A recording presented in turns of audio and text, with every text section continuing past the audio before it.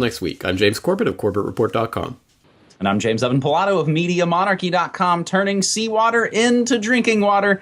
We've got that story plus the rise of the fake news foundations. But first, the Doomsday Data Vault opens in Norway. We grabbed this via Paul Blake and ABC News inside a former coal mine.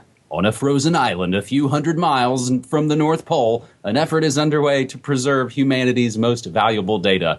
A data preservation firm with the funny name of Pickle, P-I-Q-L, has opened what it's billing as the safest place on the planet for a digital embassy to hold critical information for humanity in case of a global disaster.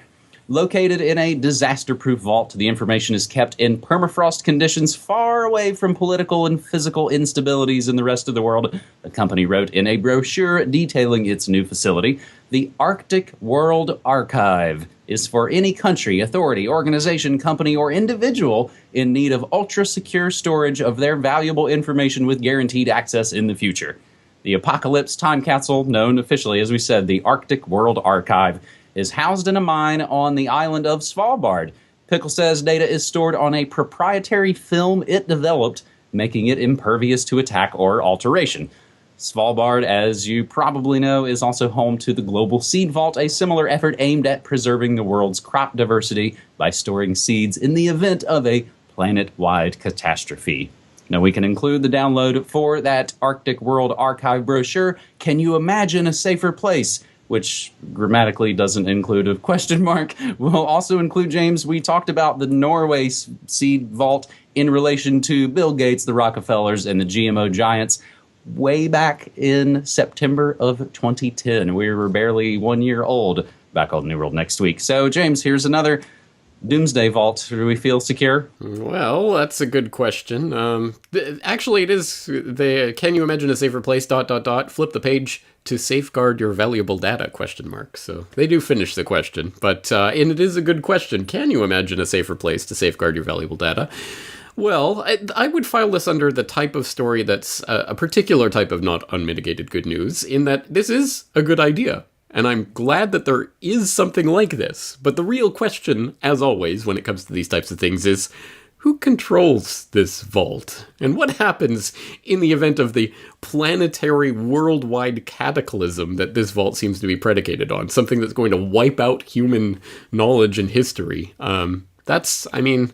What it potentially portends as what the so-called would-be elite are seeing in the cards is not a good one for any of us. And I don't know, maybe it's just me, but when I think of stories like this one and the Seed Vault, of course, which will also be in that same mountain in Svalbard, I think, 10,000 years from now, after whatever complete catastrophe has taken place and wiped out most of the human species, and there's a few, caveman type people left scrounging around, and they form a new human civilization.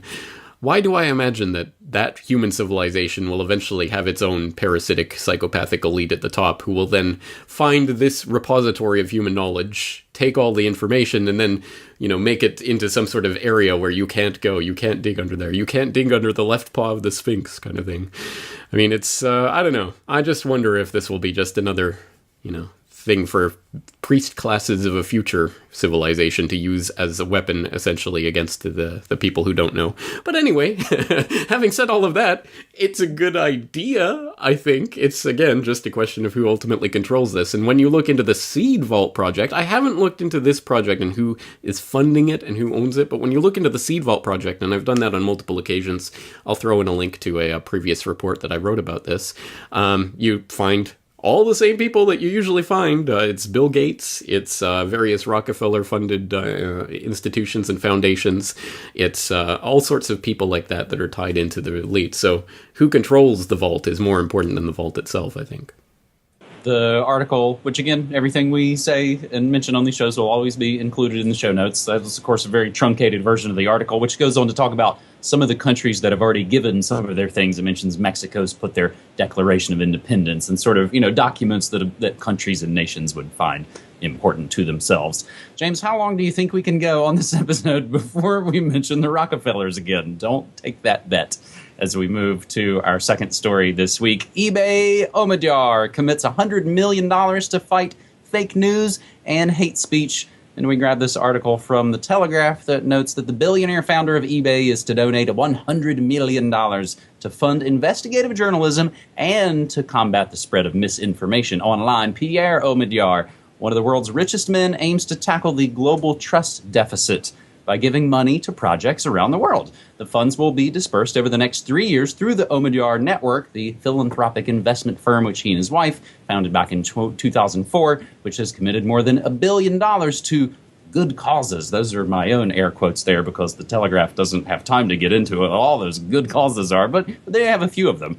First recipients include the International Consortium of Investigative Journalists, the group behind last year's release of the Panama Papers, which is getting $4.5 million. The Anti-Defamation League, the ADL, will also receive a grant towards the building of a new center in Silicon Valley to fight the growing threat posed by online trolls. What we've seen over the last 12 months particularly has been an increase in distrust. Distrust in government institutions, in the media, and in social media, said Stephen King, partner at Omidyar Network. I thought, man, Stephen King has really gone full-on social justice warrior. But no, it is not acclaimed horror author Stephen King. It's shady BBC Media Foundation guy, Stephen King, Omidyar Network partner. So, James, that's part one of this fake news story. Shall I pitch up part two? Please do. We'll grab it from Icke, U.S. to train kids to handle fake news. A pilot education program in the U.S. is training kids to spot the difference between fake and real news. The problem is that anyone can publish anything on the web, and drilling the kids with a list of questions about a story could be the key. One course created by the nonprofit The News Literacy Project that teachers from California to Virginia are adding to their classrooms includes a 10-question checklist for identifying fake news that has questions such as, who made this? Who's making money off of this? Who might help or be harmed by this message? What is left out of this message that might be important? And is this credible? The article goes on to say a story which promising you something the media does not want you to know is almost certainly fake. This was from Icke, James. It's a sidebar, but it's kind of part of the story as well. It was a really poorly written article. I had to just sort of edit it just for clarity alone. And so we do a little bit of extra digging and we look at the News Literacy Project, NLP, bonus points for it having the same acronym as Neuro-Linguistic Programming. I like that. They note on their website, thenewsliteracyproject.org, NLP's new PSA campaign, backed by Facebook and coming this spring, will give people the tools to understand what information to trust. Made possible with support from the Rockefeller Foundation. And there you have it. And scene, as they say. James. Oh, boy. Well, again, exactly like story number one. We could file this under the same category of stories where this is a good idea that we do need media literacy. We've talked about it a lot. I've talked about it before. We really do need people to step back and critically look at news and information that's coming at them because there is such a thing as fake news. But who's in control of the propaganda indoctrination organs that will be force-feeding our children and others into what is and is not fake news? Oh, you can trust it because it's from the BBC, but you can't trust it. I mean, let's be real. There is fake news on all sides of everything. I still, when I was looking at the David Rockefeller documentary, I was astounded that there were so many people propagating the nonsense about him having 7 heart transplants and all of that. I mean, just total, complete made-up nonsense that is propagated in the alt media because no one bothers to look at the source. Where did that information come from? How do we know that? Oh, it's completely made up? Oh, okay, let's continue to propagate it. So we do need media literacy, and these are good questions to be asking when we look at any story, but let's apply it equally across the board. Oh, a sarin gas attack in Syria just on the eve of peace talks, just as Tillerson has said, okay, we're not going to take Assad out, and everything seems to be going on Assad's side, and suddenly he launches a sarin gas attack, and now it's being reported in the MSM unquestioningly, based on what sources? Who made this? Who is making money of it? Who might help or be harmed by this message? What is left out that might be important? Is this credible? All good questions to be asking with a story like this one, but strangely enough, all you see is news reporters on the MSM networks making emotional appeals. Oh, well, won't they do something? Why won't they go in and bomb the hell out of Syria? Oh. So, again, I think, it cuts both ways, and as I say, this is a good idea. We do need more media literacy. We do need people asking these questions, but we don't need it force-fed by people like Pierre Omidyar from the Omidyar Network. And if you don't know about the Omidyar Network, I'll throw in a link to a eye-opener report that I did a couple of years ago about secrets for sale, the Greenwald-Omidyar NSA connection. And for people who don't know, yes, Omidyar is the guy who bought the Snowdon secrets for essentially by creating the First Look network that became the Intercept. So there's a big history there of Omidyar being the billionaire who's going to buy up and control what news is and what it isn't, and here's a further attempt at it. So I wouldn't exactly be celebrating this new announcement. And again, we'll include, like I said, all the articles and things that we mentioned here. It was just, James, as I start to kind of research and lay out these stories with each one, it's like, oh, this won't be as easy as I think it is each time to find. And Rockefellers, it took all of 90 seconds. But does Tech Eye wonder about that? Does the Telegraph wonder about any of that? It's all this sort of selective outrage and selective enforcement of stomping out selective fake news. So for our third and final story this week on New World Next Week, episode 305 for April 6th, 2017, we get a little bit of good news, James. Graphene-based sieve turns seawater into drinking water. This from the aforementioned BBC, a UK-based team of researchers has created a graphene-based sieve capable of removing salt from saltwater. The sought-after development could aid the millions of people without ready access to clean drinking water. The promising graphene oxide sieve could be highly efficient at filtering salts and will now be tested against existing desalination membranes. It has previously been difficult to manufacture graphene-based barriers on an industrial scale.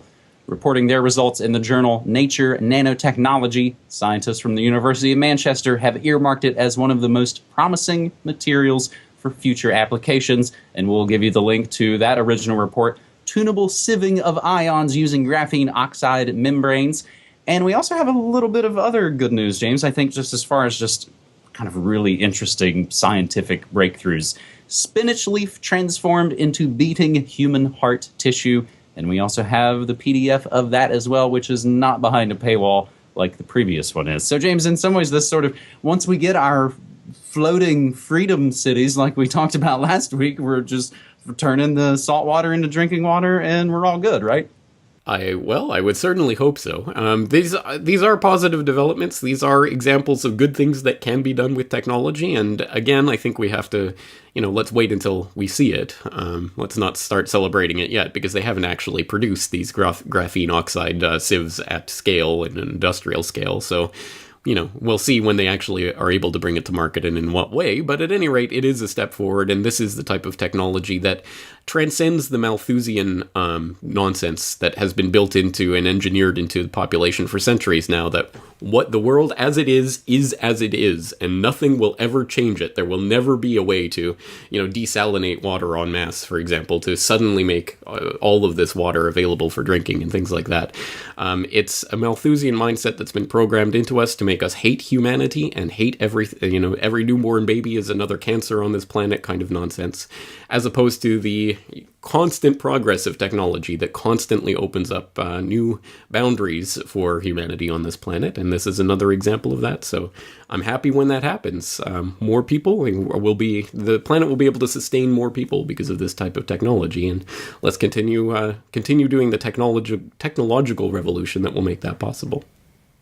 Well, and to mention the Rockefellers one more time, it's those eugenics obsessed powers that shouldn't be that occult these kind of breakthroughs and have throughout the last 100+ years or so, electric cars, hemp, all of these different things. So it's the battle against, occulting this kind of knowledge and hopefully making it completely free and open source for everybody. Speaking of free and open source for everybody, James, you and I both create independent, non-commercial alternative media. We will always include the links to support our work, Patreon, and the like. And that's another New World Next Week for you. All right, let's do it again next week. James, thank you for 3 stories. Thanks, buddy. Take care.